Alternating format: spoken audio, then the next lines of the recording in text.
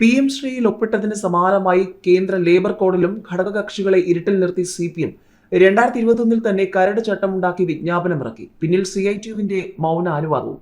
കള്ളക്കളി പുറത്തായതോടെ മലക്കം മറിഞ്ഞ തൊഴിൽ മന്ത്രി വി ശിവൻകുട്ടി.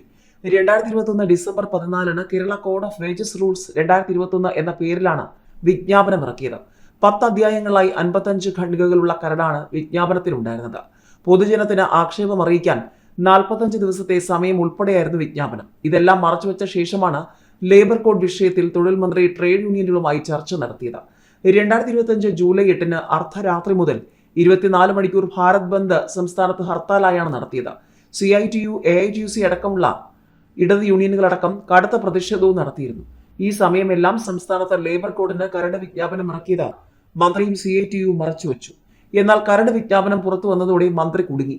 ഉദ്യോഗസ്ഥ തലത്തിൽ മാത്രം രൂപീകരിച്ചതാണ് കരട് ചട്ടമെന്ന് പറഞ്ഞ് ശിവൻകുട്ടി മലക്കം പറഞ്ഞു. 2021 കേന്ദ്ര തൊഴിൽ വകുപ്പ് സെക്രട്ടറി സംസ്ഥാന തൊഴിൽ വകുപ്പ് സെക്രട്ടറിമാരുടെ യോഗം വിളിച്ചെന്നും അതിന്റെ തീരുമാനപ്രകാരം ഉദ്യോഗസ്ഥർ കരട് ചട്ടം തയ്യാറാക്കിയെന്നുമാണ് ന്യായീകരണം. എന്നാൽ മന്ത്രി അറിയാതെ 45 ദിവസത്തെ പൊതുജന അഭിപ്രായം തേടിക്കൊണ്ട് വിജ്ഞാപനം ഇറക്കാനാകുമോ എന്ന ചോദ്യത്തിന് മറുപടിയില്ല.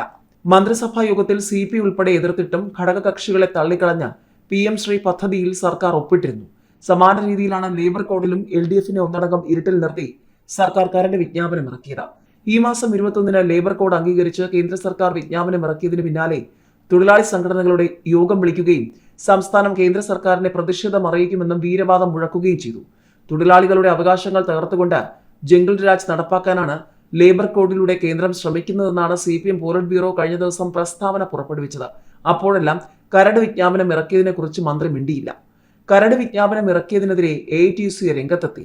മന്ത്രിമാർ അറിയാതെ ചട്ടം രൂപീകരിച്ച ഉദ്യോഗസ്ഥർക്കെതിരെ അടുത്ത നടപടി വേണമെന്നാണ് AITUCയുടെ ആവശ്യം.